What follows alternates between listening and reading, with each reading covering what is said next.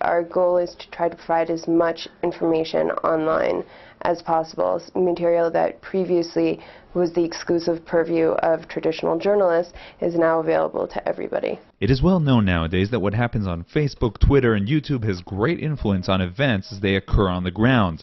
The Internet, too, is a battleground. It is thus comforting to learn that the IDF employs soldiers whose job titles are new to the military world. The IDF now has soldiers who tweet, share, like, and more. I just wrote a tweet about how many suspected terrorists were arrested in the West Bank last night. About every day we update the Twitter first thing in the morning how many were arrested, and I just wrote a tweet about it. What kind of comments do you get to that kind of tweet? For the most part, we get retweets, which are basically when the user takes what we tweeted out and they make it their status on Twitter. And then most of the comments we get are very polarizing. We get very positive comments like, good job, and then we get very negative comments. We meet the soldiers of the IDF spokesman's unit, New Media Desk, on another routine day in which they surf the web's blogs and social networks. I also do all the routine things, updating the blog, updating the Twitter. I'm in constant contact with the film unit for pictures and videos and items. And I also do more emergent things like when we have questions from bloggers, when we need to set up phone briefings or face-to-face briefings. We deal with bloggers and we try to treat them the way that we treat journalists, but with recognition for the different ways that they operate. Bloggers don't claim to be objective. Their blog is very much an extension of their personality and their beliefs, and their readers, whether they agree with them or not, come because they want to hear that point of view. So the bloggers we work with come to us because they want the information that we can give them to portray their point of view. One of the biggest projects we had was Michael Totten visiting. He was here for about a month, a week and a half of which he dedicated to really letting us show him around, briefings on the northern border, briefings on our military doctrine.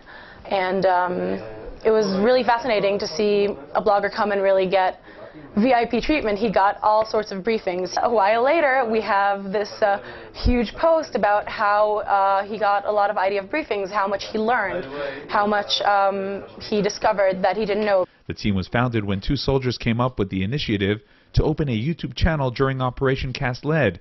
The channel had 11 million views over the past year and a total of 20 million views to date. The team was especially busy after the Marmara raid in May. The soldiers worked around the clock. The Gaza flotilla organizers were very savvy, I must say, in terms of their new media operations. They had Twitter going and website charting their progress and exactly what they were doing, and they were broadcasting video. And it was very important for us to also operate in that field, and I think that once the videos came out where you saw what had happened to the soldiers going on to the ship, that really had a profound impact on the way that people conceptualized the entire event.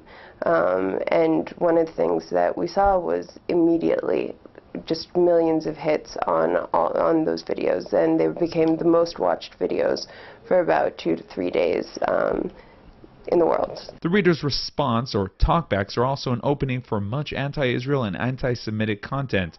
The IDF blocked the option of talkbacks to videos on its YouTube channel. However, it promises that on other channels, which include a Facebook page that is about to be launched, serious and respectable comments will be allowed, and the IDF will answer them. We had comments open on our YouTube channel, and that did not work out particularly well. People were writing really horrific comments that were just incredibly inappropriate, and because it's our channel, our platform, we are ultimately responsible for everything that gets written up there, which is why we had to close comments. Well, you get very positive and very negative responses. They're polarized in each direction. A lot of the time they're almost never moderate. But what we're going to try to do with Facebook is create a forum where people can ask questions and we'll respond. And we'll have very strict guidelines as to the types of language that we'll consider acceptable.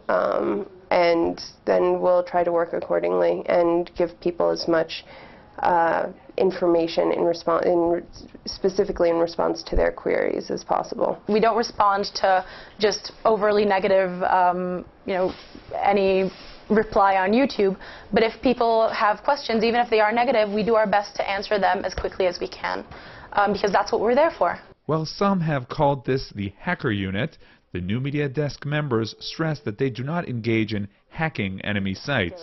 We don't even say, oh yeah, our desk is hackers. It would lead to the wrong conclusions if you took it literally. New media is a new medium in order to disseminate information. That's it. We don't hack things. There's no black ops going on our desk. The team is located in the International Communications Department of the IDF Spokesman's Unit. Soldiers on the team are all English speakers. Many of them are new Olim, new immigrants to Israel, proud of their role in serving the IDF. I made Aliyah because I have a profound appreciation and love of this country, and I recognize that there are 2,000 years of Jews who wanted to live here, and I was fortunate enough to be born in a time period where that's a possibility. And I didn't make Aliyah in order to join the army. I joined the army in order to have a successful Aliyah, and I think that that is one of the greatest gifts that specifically this branch of the IDF gives. We have an inordinately high number of lone soldiers from all sorts of different countries, and it really makes your Aliyah much more, and your absorption into Israeli society and culture much more successful. And so it's, we're doing a service for the country, but they're also facilitating our successful integration into Israeli society.